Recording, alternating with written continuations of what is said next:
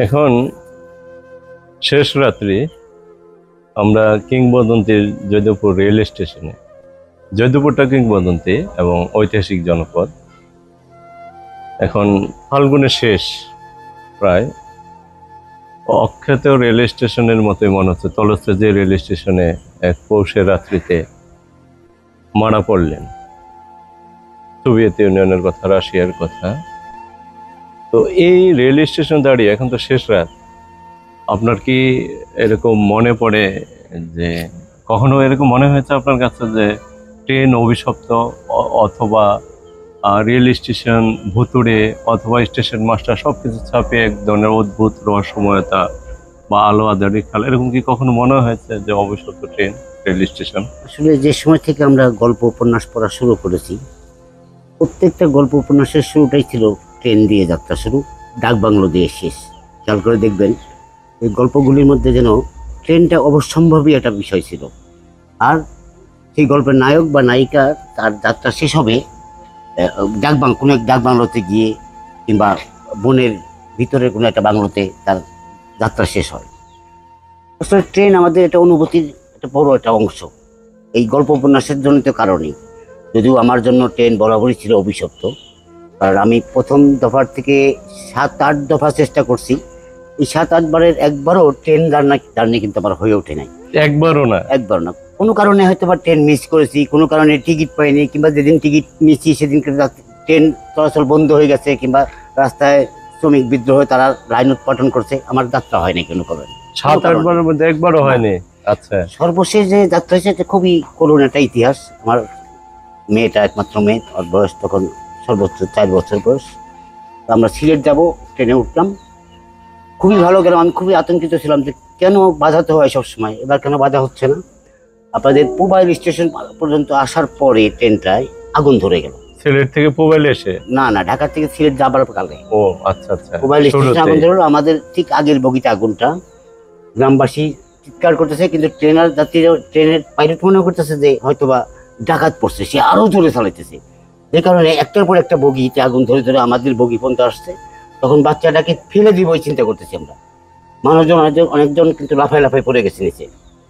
যাই হোক, যে কোনো কারণে পাইলট বুঝে গেল যে আগুন ধরছে, সে ব্রেক করার কারণে আমাদের সে যাত্রায় আমার বাচ্চাটারও প্রাণ গেল, বাঁচলো, আমারও প্রাণটা বাঁচলো, অনেক মানুষের প্রাণ বাঁচলো। এটা এই কারণে আমার কাছে কিন্তু ট্রেন বরাবরই অভিশপ্তের একটা জায়গার মতোই মনে হয়। ভূতরে তো মনেই হয় কখনো কখনো, যদি কোনো নিরেট একটা স্টেশন থাকে, আশেপাশে আর কিছু নাই, একটা ঘর মাত্র, সেখানে গেলে আমার সেই ভূতরের কাহিনী মনে পড়ে। কারণ যেসব গল্প উপন্যাস পড়তাম আমরা, আমাদের ভূতরের স্টেশনের কথাগুলি থাকতো, তখন ওই কথাগুলি আমাদের জাগ্রত হতো।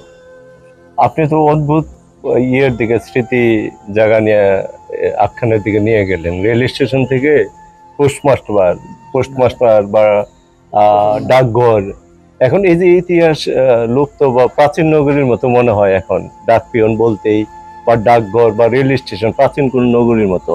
এটা নিয়ে কি আপনি কখনো কখনো মনে হয় যে এক ধরনের বেদনা জায়গা নিয়ে আটতো না? হ্যাঁ, আমরা হারিয়ে ফেলছি আমাদের অতীত অনেক ইতিহাস। আমার কাছে তো ট্রেনও হারিয়ে ফেলার মতো, আমরা তো পোস্ট অফিস হারিয়ে ফেলছি। পোস্ট অফিসে ইতিহাস, চিঠি লিখো বন্ধু, সেদিন তো আর নাই। এখন বলে ইথারে কথা বলো বন্ধু। তার মানে আমরা পোস্ট অফিস যেমন হারিয়ে ফেলছি, ট্রেনও হারিয়ে যাওয়ার কাছাকাছি পৌঁছে গেছে। যদিও নিত্য নতুন আধুনিকতা দিয়ে মেট্রো ট্রেন তৈরি করা হচ্ছে, আন্ডার ট্রেন তৈরি করা হচ্ছে মাটির নিচে, তারপরেও মনে হয় না যে ট্রেন আমাদের সেই আগেকার মতো আর যৌবন দীপ্ততা ফিরে পাবে কোনোদিন। কারণ ট্রেন আমাদের সেই ইতিহাস ঐতিহ্যের অংশ, তা আস্তে আস্তে লুপ্ত প্রায়। এটা নিয়ে বেদনা আছে নিঃসন্দেহে। আচ্ছা, আমরা যে শৈশব কৈশোর যৌবন পেরিয়ে এসেছি, সে চিঠির গন্ধ, চিঠির ভাঁজ, বা প্রিয়জন কবে চিঠি লিখবে, সেই কালারফুল চিঠি, এবং যে একটা প্রতীক্ষা ছিল, এখনকার প্রজন্ম তো এটা জানেও না বোধহয়, সম্ভবত। প্রতীক্ষার মধ্যে যে একটা আনন্দ থাকে, প্রতীক্ষার মধ্যে যে একটা সারপ্রাইজ থাকে, যে একটা কিছু প্রতীক্ষা করার পরে পেলেই কিন্তু মানুষের কাছে সারপ্রাইজ মনে হয়, কিন্তু সারপ্রাইজটা হারাই গেছে আমাদের সমাজ থেকে, এখন তাৎক্ষণিক সবকিছু। এবং ভালোবাসা বা প্রেম বিরহের যে এক সময় যে গভীরতা ছিল, এক ধরনের অর্থ ছিল, এবং আর্তনাদের দিক দিয়েও এক ধরনের শুদ্ধতম অভিব্যক্তি ছিল এক সময়। এখনকার প্রজন্ম কি মনে হয় আপনার এই কাছে? বিরহ হারাই গেছে, এই হোয়াটসঅ্যাপের কালে বিরহ হারাই গেছে। বিরহ বলতে নেটের কিছু কালে। জানেই না তারা, তারা ব্রেকআপ জানে। হুম, ওই বিরহ আর ব্রেকআপের মধ্যে অনেক পার্থক্য আছে। ব্রেকআপের ছুড়ে ফেলা দেওয়া, হুম। আর বিরহের মধ্যে এখনো কিন্তু আটকে থাকার মতো একটা যে আবার ফিরে পেতে আবার পারে, ফিরে পেতে আবার যদি দেখা ফিরে হয় পাওয়ার বাসনা থাকে। 20 বছর পরে। ব্রেকআপের মধ্যে আর ফিরে পাওয়ার বাসনা থাকে। তার মানে এই প্রজন্ম বিরহ বলতে কোনো শব্দ সাথে আর পরিচিত থাকতেছে না। বাংলা ভাষায় কেন বিরহ শব্দটা আসছিল, আমাদের পরবর্তী প্রজন্মকে জিজ্ঞাসা করবো বিরহ কি। হুম। মানে মেঘদূতের সেই যে অপেক্ষা প্রতীক্ষা আমরা যাই বলি, এরা যে মেঘদূত কবে পড়বে না, প্রিয়তমার চিঠি তারা আসবে, মেঘদূত পড়বে না, বিরহ জানবে না, প্রিয়তম বুঝবে না। এই প্রজন্ম আসলে কোন দিকে যাচ্ছে বলে আপনি মনে করেন? একদম বেহায়াপনা, যদি মানে ধর্মীয় ভাষায় বলি তাহলে বলবো বেহায়াপনার শেষ প্রান্তে যাচ্ছে, যেখানে শুধুই ধ্বংস অনিবার্য। আমরা এখন ধ্বংসের দ্বার প্রান্তে। যেদিক থেকে ধরেন আপনি, আপনি আকাশ সংস্কৃতি বলেন, নেট বলেন, আমাদের যে সংস্কৃতি থেকেই ধরেন, আমরা ধ্বংসের দ্বার প্রান্তে। নতুন কিছুই আসছে না আমাদের। নতুন শুধু একটা জিনিস আসছে, যে অনেকগুলি লোক মুহূর্তের মধ্যে মাইকিং ছাড়া একত্র হইতে পারে। এই একত্র হওয়া ছাড়া আর কোনো আমরা ভালো কিছু দেখতে পাচ্ছি না। আমরা কিন্তু রেল স্টেশনে ঢুকতেই অদ্ভুত সব চরিত্রগুলো আমরা দেখতে পেলাম। সেটা হচ্ছে যে ছড়িয়ে ছিটিয়ে বৃদ্ধ বৃদ্ধা বা প্রবীণ এরা শুয়ে আছে, নর নারী পাশাপাশি। আবার একজনকে দেখলাম যে উনিও শুয়ে আছেন, ওনার পায়ের কাছে কুকুরও ঘুমাচ্ছেন। এই বিষয়টিকে মানে রাষ্ট্রযন্ত্রের ব্যর্থতা হিসেবে দেখেন কিনা, অথবা কার দায় আছে এখানে? এই যে বৈষম্য, এই যে দেয়াল। আসলে একটা রাষ্ট্র কতটুকু এভাবে চলছে তা কিন্তু আপনি যে চোখ দিয়ে দেখছেন, ঠিক এই চোখ দিয়ে দেখলেই বোঝা যায়। যে একটা স্টেশনে দাঁড়িয়ে একটা স্টেশনের চিত্র দেখে পুরো বাংলাদেশকে অঙ্কিত করা যায়, যদি আপনি দেখার মতো চোখ থাকে। তো আপনি অনেক ধন্যবাদ আপনাকে, যে কুকুরটা পাশে শুয়ে আছে কিংবা কুকুরটা তার পাশ চিঠি দিচ্ছে, এই দৃশ্যটা যে আপনাকে এড়ায় নাই আপনার চোখটা। এই দৃশ্য থেকে আমরা বাংলাদেশের পরিস্থিতি বুঝতে পারি যে আসলে মানুষ আর প্রাণী পাশাপাশি, কাছাকাছি, তাদের জীবন মানও কাছাকাছি। এ থেকে মুক্তি বা ক্রমমুক্তি কিভাবে ঘটবে? উত্তরণের পথ কি? উত্তরের পথটা আসলে অনেক অনেক দূর, এবং সেক্ষেত্রে রাষ্ট্রযন্ত্রের তো আরো মানবিক হতে হবে। আমাদের রাষ্ট্রযন্ত্র কখনোই, আমাদের সরকার বলেন, রাষ্ট্র বলেন, মানবিক নন, কখনোই মানবিক হইতে পারে নাই। এ পর্যন্ত আমরা দেখি নাই। আমরা মানবিকতার গল্প শুনি সরকারের মুখে, কিন্তু রাষ্ট্র মানবিকতা দেখাতে পারেনি আজ পর্যন্ত। আপনি তো মিডিয়া পার্সোনালিটি এবং আমাদের দেশের খ্যাতিমান অনুসন্ধানী সাংবাদিক এবং শীর্ষ সাংবাদিক, অনুসন্ধানী সাংবাদিকদের একজন প্রতিভা বলে আমরা মনে করি। সেক্ষেত্রে রাষ্ট্রযন্ত্রের চোখ খুলে দেওয়ার জন্য মিডিয়া কি যথাযথ দায়িত্ব পালন করতে পারছে বলে আপনি মনে করেন? যথাযথ দায়িত্ব পালন করত, এখন করছে না। আর করছে না, করলেও সেটাকে আর ধর্তব্যের মধ্যে রাখছে না। মানে সরকার যখন খুব দায়িত্বশীল মিডিয়ার সাংবাদিকতা করবেন আপনি, সরকার বলবে মিডিয়া আর বিশ্বাসযোগ্য স্থানে নাই, এ কথা বলে সে বাঁচার চেষ্টা করবে। কিন্তু সে কখনোই দেখবে না যে অনেক খারাপ কিছুর মধ্যেও যে ভালো কিছুর একটা গন্ধ আছে, সেটা কিন্তু খতিয়ে দেখার চেষ্টা করবে না। সে এটা সুযোগ গ্রহণ করা আর কি, আর কিছু না। তৃতীয় বিশ্বের এটি সেন্স অফ ট্র্যাজেডি বা নিয়তি বলে ধরে নিব। বিশাল ট্র্যাজেডি, খুব চমৎকার। নিয়তি না, একেবারে ট্র্যাজেডি।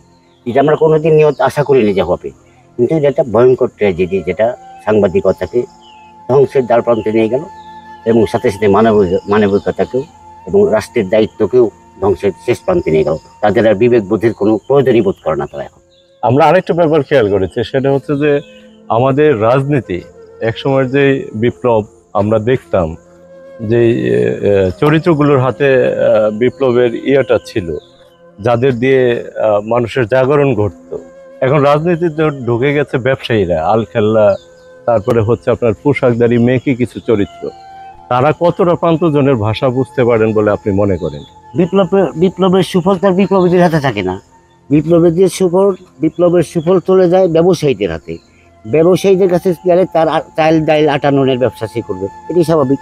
বিপ্লবের সুফল যদি বিপ্লবীদের হাতে থাকতো, তার কিছু না কিছু তৃণমূল পাইতো। যেহেতু বিপ্লবীদের জিনিস বা সুফলটা বিপ্লবীদের হাতে থাকে না, অতএব আমি আর আপনি আশা করে লাভ নেই, হবো না। শেষ একটা প্রশ্ন জানতে চাই, সেটা হচ্ছে যে রাজনীতিবিদদের মতো বা রাজনীতির জায়গা জমিন যাই বলি, এখানেও তো আমরা আর সেই ফসল দেখতে পাচ্ছি না ওই অর্থে। একই সঙ্গে মিডিয়ার কথাও যদি আমরা বলি, মিডিয়াও কিন্তু কর্পোরেট শক্তির হাতে চলে গেছে। এমনও মনে হয় যে তাদের যে কর্পোরেট শক্তির যে দানবীয় দিকটি আছে এটা আড়াল করার জন্য মিডিয়াকে তারা একটা রক্ষাবর্ম হিসেবে ব্যবহার করছে। এ থেকে আমাদের মুক্তি কিভাবে ঘটবে? মানুষের কণ্ঠস্বর মিডিয়া কখন হয়ে উঠবে, কিভাবে হয়ে উঠবে? এমনও মনে মুক্তির হয় পথ বলার কি? তো কোনো কারণ নাই। একেবারে সরাসরি হিসাব হচ্ছে, যদি কখনো চর অঞ্চলে গিয়ে থাকেন তাহলে দেখবেন যে যারা প্রতিভু, যারা একটু একটু প্রভাবশালী, তারা লাঠিয়াল বাহিনী জোগাড় করেন। এক একজনের আন্ডারে 100-150 লাঠিয়াল আছে। লাঠিয়ালরা তারা পুরো চরটাকে নিয়ন্ত্রণ করে। এখন মিডিয়া হচ্ছে সেই লাঠিয়ালের ভূমিকায় ব্যবহার করা হচ্ছে কর্পোরেট শক্তিগুলি।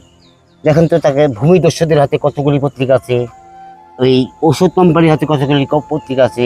এভাবে খেয়াল করে দেখা যাবে যে ভূমিদস্যুদের হাতে বেশি পত্রিকা। কিন্তু কেন? লাঠিয়ালদের মতো তাদের জায়গা জমি দখল করতে হয়, মিডিয়াকে তারা লাঠিয়াল হিসেবে ব্যবহার করতেছে।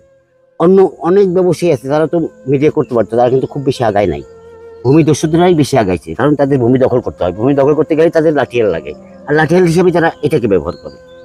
আপনি খেয়াল করে দেখবেন, আজ থেকে বললাম হয়তো আগে কখনো এভাবে বিচার বিশ্লেষণ করেন নাই, আজ থেকে খেয়াল করে দেখবেন যে আসলে ভূমিদস্যু কর্পোরেটরা কতগুলি মিডিয়া নিয়েছে। 90% মিডিয়া তারা নিয়ে নিতেছে, কারণ তাদের জমি জমা দখল করার দরকার হয়। আপনার জমি আরেকজনের জমি দখলবাজি করার জন্যই তাদের লাঠিয়াল দরকার হয়, লাঠিয়াল হিসাবে তারা এটাকে ব্যবহার করছে। এখান থেকে বেরিয়ে আসার পথ একটাই, যদি কিনা প্রকৃত সাংবাদিকদের কোনো একটা মিডিয়া গড়ে ওঠে, অন্তত নমুনা হিসাবে যদি দাঁড়ায়, তবু মানুষ বুঝতে পারবে এটা সাংবাদিকতা বলা হয়, আর ইহাকে গণ লিফলেট বলা হয়। একটা গণমাধ্যম আর একটা লিফলেট প্রচার মাধ্যম। আপনি তো দীর্ঘদিন অনুসন্ধানী সাংবাদিকতায় সারা দেশের মানুষের কণ্ঠস্বর হয়ে উঠতে পেরেছিলেন এবং অনেক মুখোশ, এটার যে প্রভেদ পার্থক্যটুকু আছে এটা মানুষের জনসাধারণের কাছে, প্রান্তজনের কাছে উন্মোচন করেছেন। দুঃসাহসী সব প্রতিবেদন ছিল আপনার। মন্ত্রী শান্ত্রী থেকে শুরু করে আমলা কামলা, লস্কর তস্কর, তাদের প্রত্যেকের মুখোশ উন্মোচন করেছেন। এবং সাইদুর রহমান রিমন বলতে তাদের কাছে আতঙ্ক এবং একটা বার্তা, অশনি সংকেত, এটা এরা তাদের মধ্যে অনুভূত হতো। এখন দেশ বাংলা হয়ে এর আগেও বাংলাদেশ প্রতিদিন বিভিন্ন পত্রিকা মিডিয়াতে আপনি ছিলেন এবং একটা ঝাঁকুনি দিতে পেরেছিলেন বড় রকম। এবং আমরা যতটা জানি সেটা হচ্ছে যে দৈনিক বাংলা ভূমি বলতে একটি আঞ্চলিক পত্রিকা বলি বা জেলাভিত্তিক পত্রিকা থেকে আপনি জাতীয়করণের দিকে নিয়ে যাচ্ছেন এবং প্রধান সম্পাদক দায়িত্ব গ্রহণ করেছেন। এই যে মিডিয়ার গুলোর ব্যর্থতা, যে মানুষের কণ্ঠস্বর হয়ে উঠতে পারেনি, বাংলা ভূমিকে আপনি কিভাবে মানুষের কাছে পৌঁছে দিতে চান? দেশ নিয়ে ভাবনা। এখানে একটা বড় শক্তি হচ্ছে আমাদের পুরনো একটা টিম গড়ে উঠেছিল, যারা নানাভাবে প্রশিক্ষিত ছিল। আমরা মানে একাধিক দিন না খেয়ে থেকেও প্রশিক্ষণের অংশগ্রহণ করেছি। তার দেশ বাংলার কর্মীরা সারা দেশেই আছে, তারা খুবই ডিটারমাইন্ডেড। তারা অনেক ভালো ভালো মিডিয়াতে আছে, কিন্তু তারা সব ছেড়ে আমার সাথে যে কোথাও চ্যালেঞ্জে অংশ নিতে রাজি আছে। তাদের মিটিং করে বলেছি তারা বাংলা ভূমির সাথে কাজ করতে, চ্যালেঞ্জটা গ্রহণ করতে রাজি আছে। তারা মানে শূন্য থেকে এই রাজি হওয়ার কারণে আমিও সাহস পাই তাদের নিয়ে যে কোনো লড়াইতে নামার জন্য। এবং অবশ্যই যদি লড়াইতে আমি সেটা দেখাতেও পারবো যে আমরা আসলে অন্য দেশের থেকে একটু আলাদা, মিডিয়া ভিন্ন জিনিস, সেটা দেখাতে পারবো ইনশাল্লাহ। আমার সেই মনোবল আছে এবং সেটার জন্য মানুষকে অনেক দিন অপেক্ষা করতে পারে না, শুধু 2 মাস অপেক্ষা করুক। আমরা 2 মাসের মধ্যে দেখে দিব যে কাকে মিডিয়া বলা হয়, কাকে গণমাধ্যম বলা হয়, মানুষ বুঝে যাবে ইনশাল্লাহ। বাংলা ভূমির জন্য শুভকামনা। বাংলা ভূমি প্রকৃত অর্থে প্রান্তজনের কণ্ঠস্বর হয়ে উঠুক। শেষ জানতে চাই, কেমন বাংলাদেশ আপনি দেখতে চান? যেখানে সমতা থাকবে, আমাদের চাওয়া পাওয়ার হিসাবের মধ্যে একটা মিল থাকবে, অসম কোনো বিষয় থাকবে না, পরস্পরের প্রতি শ্রদ্ধাবোধ থাকবে, পরস্পরের স্বাধীনতার প্রতিও শ্রদ্ধাবোধ থাকবে। আমরা সেই বাংলাদেশ। আপনাকে আন্তরিক ধন্যবাদ। মানে দুর্দান্ত একটা রাত্রি আমরা যাপন করছি, প্রজ্ঞার আগুনের কাছাকাছি আমরা ছিলাম বলে মনে করি। বাংলা ভূমি যথার্থই প্রান্তজনের কণ্ঠস্বর হয়ে উঠুক এবং বাংলা ভূমির ভেতর দিয়ে মানুষের প্রাণের স্পন্দন এবং সাড়া আমরা টের পাবো, সেই প্রত্যয়, সেই বিশ্বাস থেকে জনাব সাইদুর রহমান রিমনকে আন্তরিক ধন্যবাদ জানিয়ে এখানেই শেষ করছি। সবাই ভালো থাকবে।